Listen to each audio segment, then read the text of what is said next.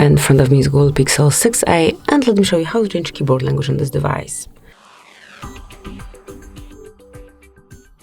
So first of all, you have to open Messages or any other area where you can input some text.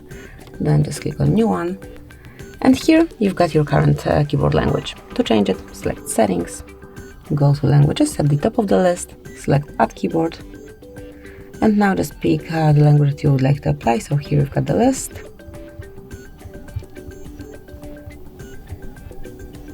And let me pick, for example, Hebrew. Tap on Done.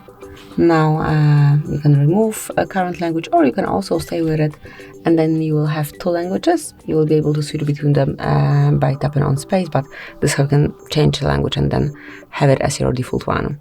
So that's it, that would be all. Thank you for watching. Please subscribe our channel and leave the thumbs up.